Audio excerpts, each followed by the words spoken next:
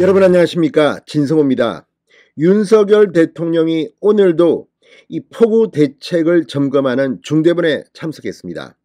이틀 연속으로 이 회의를 찾아서 오늘 굉장히 중요한 지시를 했습니다. 또 폭우 피해 현장을 오늘도 찾았습니다.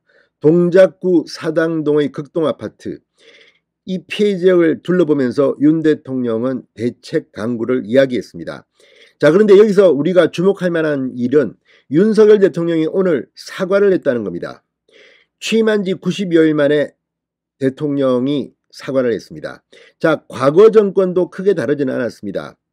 박근혜 전 대통령, 이명박 전 대통령, 노무현 전 대통령 모두 취임한 지 얼마 되지 않아 본인이 하던 또는 이 대통령 실장을 시켜서던 사과를 했습니다. 주로 인사 문제 같은 것이었습니다. 반면 김대중 전 대통령은 취임한 지 1년쯤 지나서야 옷 로비 사건으로 사과를 한 적이 있습니다. 그런데 윤 대통령의 사과는 그때와는 좀 다릅니다. 사실 이 폭우 피해는 윤석열 정부의 문제일 수도 있지만 그렇지는 않습니다. 천재지변입니다. 지금부터가 중요합니다. 그리고 오늘 윤 대통령은 유능한 정부가 어때야 한다는 점을 보여줬습니다. 자, 무능하고 쇼만 하는 정부는 적당히 무슨 쇼 좀 해가지고 위기를 넘기려 하지만 유능한 정부는 그렇지 않습니다. 잠시 욕을 먹더라도 멀리 내다보고 대책을 세웁니다.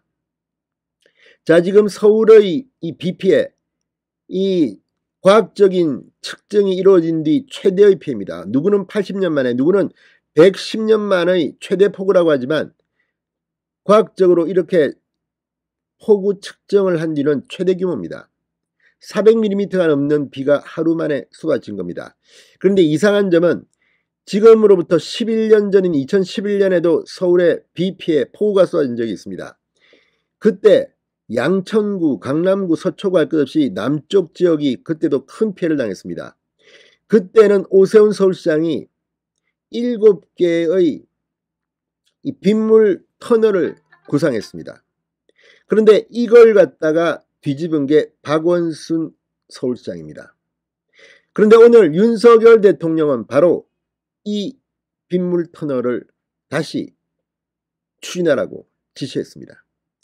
자, 오세훈 서울시장, 윤석열 대통령 이제 장기적인 준비에 나설 것으로 보입니다. 진성호의 직설 시작합니다. 방송에 앞서 아직 진성호 방송의 구독자가 아니신 분은 붉은색 구독 버튼 눌러주십시오. 더 좋은 방송으로 보답하겠습니다. 오늘 윤 대통령이 중앙재난안전대책본부를 찾았습니다. 또 찾았습니다. 하천홍수 및 도심 침수 관련 대책회의를 진행하면서 2011년 오세훈 서울시장이 추진했지만 후임 박원순 시장 때 중단 축소된 대심도 빗물터널 건설을 재검토하라고 지시했습니다. 또 수해 국민께 정부를 대표해 죄송한 마음이라고 이번 사태에 대해서 사과를 했습니다. 잘했습니다. 당당하게 하는 겁니다. 윤석열 대통령은 연이틀 정부청사, 서울정부청사를 찾았습니다. 집중호우 회의를 직접 주재했습니다. 모두 발언에서 윤석열 대통령은 오세훈 시장이 과거에 준비하다가 시행정권이 바뀌면서, 그러니까 박원순 시장으로 바뀌면서 추진 못한 침수 조배수조에 대해 광범위하게 논의할 것이다. 서울 내 상습 침수 지역에 대한 구조적인 근본적인 해결책이 될 지하저류조와 방수터널 확충을 지시했습니다. 오세훈 시장은 2011년 7월 광화문과 강남역, 양천구, 신월동 등 7곳에 17조 원을 들여 빗물터널을 짓겠다는 계획을 발표했습니다. 지하 40, 50m 깊이에 지름 10m 정도의 대형 배수관을 만들겠다는 것인데, 이 대형 배수관은 빗물을 저장했다가 내보낼 수 있는 저류 기능도 겸합니다. 그런데 2011년 10월 이 박원순 시장이 취임하면서 이 계획이 대폭 수용됩니다. 정치권에서 오세훈 시장이 벌린 과도한 토목공사를 멈춰야 한다는 주장이 제기됐고 이를 받아들인 겁니다. 그런데 이때 만약에 오 시장의 17조 프로젝트가 했다면 어떤 일이 벌어졌을까요?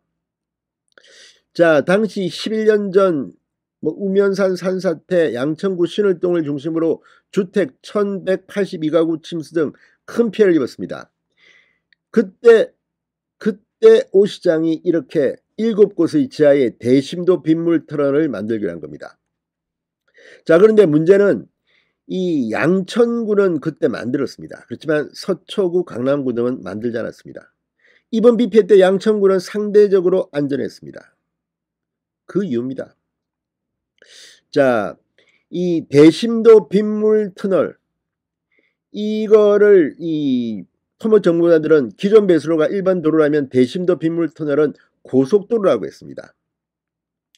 그런데 박원순 시장이 오면서 이 중 7개 중 양천구 신월동에만 대심도 터널을 만들겠다고 했습니다.